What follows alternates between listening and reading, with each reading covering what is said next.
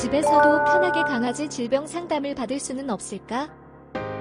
집에서도 핸드폰으로 강아지 질병 상담을 받을 수 있습니다.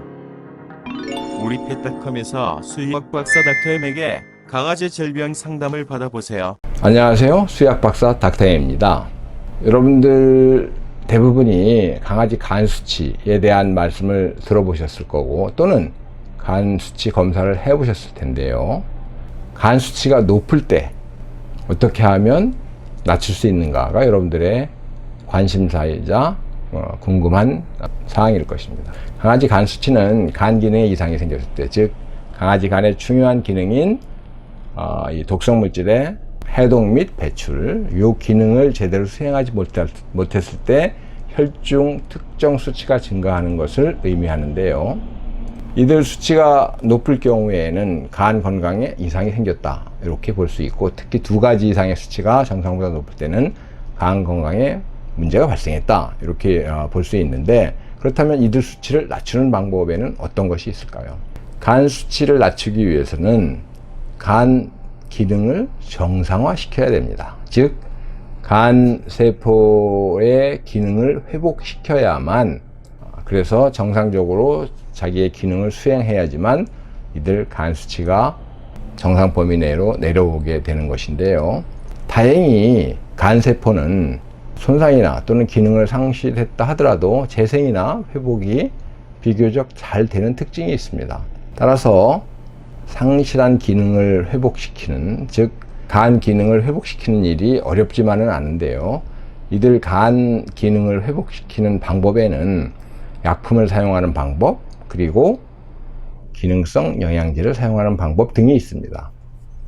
동물병원에서 흔히 처방하는 우르사, UDCA 같은 것이 대표적인 간 기능 회복에 도움이 되는 약품이고요. 닥터엠 헤파틱 같은 기능성 영양제를 사용하는 것도 간 기능 정상화 또는 회복에 도움이 됩니다. 즉 간세포를 보호하고, 그래서 더 이상 파괴되는 것을 막고, 그 다음에 회복을 촉진하고, 이런 기능을 가졌기 때문인데요.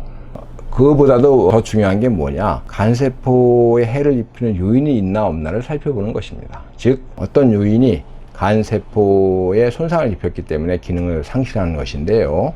대부분 이런 요인들에는 약품이 많습니다. 즉 간의 독성을 나타내는 약품을 사용한 경우, 특히 장기간 사용한 경우에 간세포에 손상을 입혀서 기능을 수행하지 못하고 이들 간 수치가 증가하는 경우가 많기 때문에, 현재 사용하고 계시는 약품 중에 간의 독성을 나타내는 약품이 있는지 살펴보시는 것이 급선무입니다. 그리고 이 곰팡이나 이런 상한 그런 사료나 또는 독극물, 이런 거를 강아지가 주인 모르게 먹는 경우에도 간세포에 손상을 입어서 간 수치가 증가할 수 있다는 점도 알아두시겠습니다.